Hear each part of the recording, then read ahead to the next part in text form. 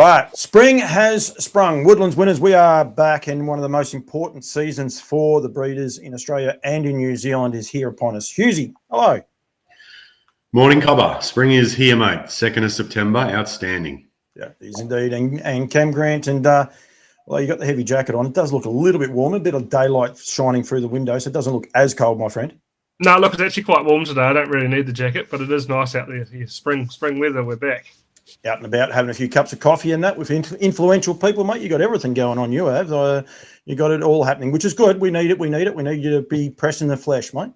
Absolutely. No, she's been pretty busy at the moment, which is good. And you're right, just keeping up to date with everyone. Big couple of days, big weekend actually for the brand, if you like, Woodlands Stud. I think there was 6 winners actually at Menangle the other night. We're going to highlight a few of those. Huge night of winners in New Zealand and on the Friday night lights as well. But Hughesy, we'll start with America with the return, or not the return, but a horse for Sweet Lou that's just doing a magic job. And this was a terrific run again by Lou Print.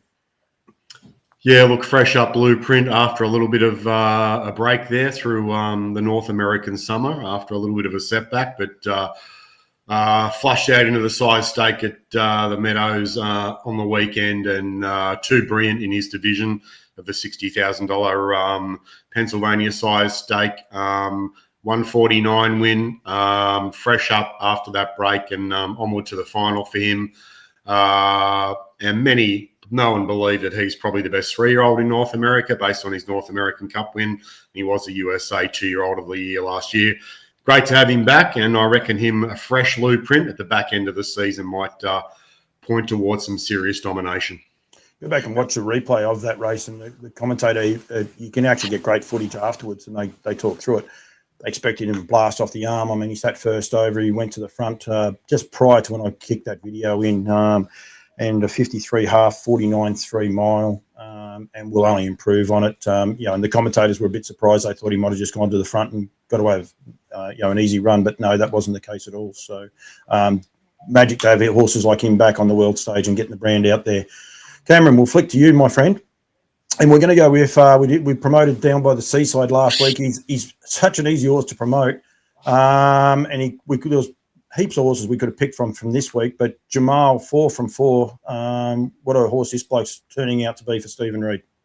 Yeah, it was good to see him back. I certainly noticed he's been at the trials the last few weeks, and he dominated the first part of the year in the 2-year-old divisions, and it was always going to be interesting to see what they come back like. And look, he looked like he probably needed to run a little bit. He certainly kind of knocked off late, but no, you couldn't take anything from the horse. He drew wide, took the lead, kind of wandered around and sprinted home pretty nice. So look, he's out of a Badlands mare, so 4 for 4, ticked over 80k in the bin now, which is great. And look, he's got a pretty serious future ahead of him. And like I said, it's always interesting to see how they come back a little bit later, because some of those horses do get up early and do a great job, and sometimes can be found wandering a little bit later in the year. But no, he looks like he's got a lot left in the tank going into the feature races and size stake seats and that coming up. Yeah, and I think, Dave Kennedy's been, I think he's featured probably 3 or 4 of the last couple. But, of course, great supporters of Woodland Stud there, the Bodine brand. And what you said, I think, is right. Cam, I reckon he'd be better for that run. You can see when Sam stopped driving, he said, beautiful, I can just ease down. And, he's got a lot going for him. We will highlight this one, Hughes. The left of field, this was the different gravy for the weekend. I took it upon myself to find this bloke. But you spoke to him just prior to us hitting record, the different gravy on Stealthy. Another son of Down by the Seaside, and this was super impressive, this horse as well. Magic last couple of quarters. I did write them down somewhere. I can't think where they are, but I think he gets home in about a 56 flat for Gary Hall and just coast to the line.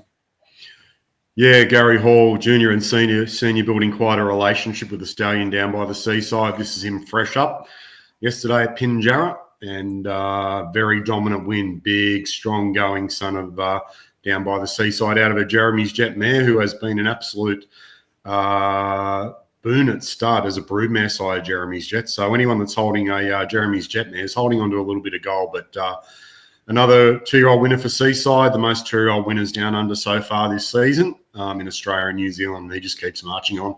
If you get the opportunity to get one, you should be getting one to breed from. 28 down the back. and 28-4. I think he sat parked for about the last 1200 first up. So, and as we said, he looks big, he looks raw. He looks 3-year-old, doesn't he? Yeah, he looks 3-year-old, and he looks 4-year-old and 5-year-old, mate. So, and he covered the ground there quite strongly. And the second horse there, by American Ideal, we sold at the yearling sales as well to Barry and Lynn Howlett. So another Woodlands Quinella on a 2-year-old. I think I counted up last week. At the end of August, we'd had over 80 individual 2-year-old winners in Australia our size so far this season. I will say, Husey, too, one of the left of field ones, trying to stay on the right track, but I do get off track a bit. If you like a punt, go to Pinjarra, go to the 2-year-old, which is generally the first race, and back a Woodland stud bred horse. Now, it can be, that horse was bred by you guys, I believe. I'm pretty sure it was. I might be wrong. But won by Woodland Sires, because they tend to win. And if they don't, I'll give Follow the Stars a flick. He's the other one that seems to pop up. But more often than not, our different gravy comes from there. We've had the Lather Up, the El Maestros, those horses. That's where they've debuted from, Husey. Yeah. Monday Pinjarra has been a real stepping stone for our size boys and girls when they've kicked off their racetrack debuts in WA. Right, Cam, we're going back to you. We're going to go back to New Zealand with Lather Up. Tactiva, a brilliant return to the racetrack. We talk about horses that needed the run. This bloke well and truly needs a run and will benefit from it. But Stonewell are aiming at a lot bigger fish with this bloke, I think. Absolutely. Look, this horse, I don't think he'd even trialled this prep. He'd come back from, I believe he got kicked just above the knee or something by a paddock mate. And he showed a lot as a 2-year-old. And he was always such a big, rangy horse when he was sold by Trevor Proctor and Diane Dines, that lovely Dines breed. Has done such a good job, and they've always had a pretty high opinion of the horse. But like I said, he's come back very strong. Certainly needed the run, but very impressive coming out of it without trialling to do that first up and do so much work. He always looked like a Derby type horse when he was 2. So I'm assuming something like that's probably in his wheelhouse a little bit later in the season. But good start to the season for him, and good for Lather Up to be flying the flag. He is a horse we've featured a couple of times, Cam, but he definitely looks like he's even got bigger. Like I think we always said, like you said, he was a big 2-year-old. He looks a mountain of a horse now, doesn't he? Yep, very much so. He looks like he's filled out a little bit better into his frame, so that's nice. It's certainly strengthening up, and it'd be nice if he gave the Derby a shot. It'd be good for Lather Up, and you pay the believers. Yep, I know it'll be good, and there's plenty of other nice ones there. There's a little horse called Marketplace, and that we'll touch on those in a sec. Well, actually, here's a nice little segue. Here's one a little bit different, if you like, for Bettor's Delight this week. Rakiro Blaze, and anyone looking, there are no hobbles because these are trotting, but there is nothing the king can't do, is there? Yeah, look, we thought we'd mix it up a bit. 20-odd winners plus for Bettor's Delight down under last week, and thought we'd chuck the old trotter into the mix. Rakiro Blaze here, winning at Menangle on Saturday night, and Bettor's Delight has been a fairly successful sire of trotters over the journey. Only a handful of them. Rakiro Blaze, Woodlands bred and raised. And I think you find that Bettor's Delight is actually the leading dollar on start average trotting sire in Australia again this season. So only a handful make the races, and they go to the races and they win at a fairly elite level. So thought we'd mix it up a bit, but as we know, Bettor's Delight can get a trotter. I think he's had 6 individual Group 1 trotting winners as well. So that in itself is a great little stat. The reason I won't say questioned that, but just, on that actual card there were 6 individual winners from the Woodland Stud band, 2 for Bettor's and 4 for Sweet Lou. I Keep Smiling. There was a 3-year-old that debuted, bred by Tony Turpin. For Jason Grimson was very, very impressive. So, there was plenty of winners we had to choose from. Yeah, look, Saturday night was a big night for us at Menangle, especially for Lou. Had 4 winners, 3-year-olds, chuck in Horn Player, chuck in I Keep Smiling, and it was a very big night for him, and a big night for Bettors as well. Lou's just a regular now at these Melton, Gloucester Park, Menangle Albion Park meetings with winners on a Saturday night, second on the All-Age in Australia at the start of September. So Lou's relentless juggernaut continues in Australia.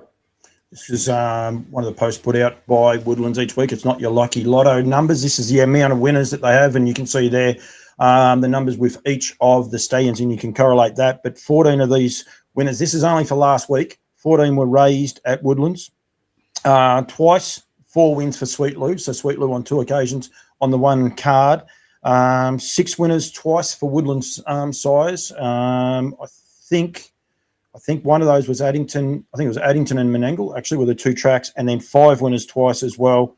And anyway, I'll get a bit mixed up, but there was 5 winners twice. One of those was Auckland, and the other might have been Pinjarra as well, actually, I think, Husey. So amazing couple of stats there from the farm, and that's last week only. So, yeah. Yeah, positive end to the winter for our brand. And I know we've started well again this week with American Ideal, and Sweet Lou and Seaside had a treble in Australia yesterday, Monday, the 1st of September. So keep calm and carry on, mate. That's us. Yep, good win for Nathan Carr at Terang too. Great supporter of Sweet Lou, loves them. So, yeah, and he's been getting a part of them for a while. Usually the stadium roster is out. Sweet Lou, does the early bird special still apply? Yeah, those that are booked to him, there's an early bird special. So some people have certainly taken advantage of that. So, and there was an early bird on batters, of which a significant amount of breeders are taking up, which is good. Strong book so far for Down by the Seaside, and good strong bookings for Lather Up as well. He remains insane value at that price, and had a look at him the other day. Only 8 2-year-old starters in Australia this season for 6 winners, so going at 75% winners to starters in Australia, and made more money than Art Major and a few other luminaries so far this season in Australia with his 2-year-olds. So well done to Sudsy.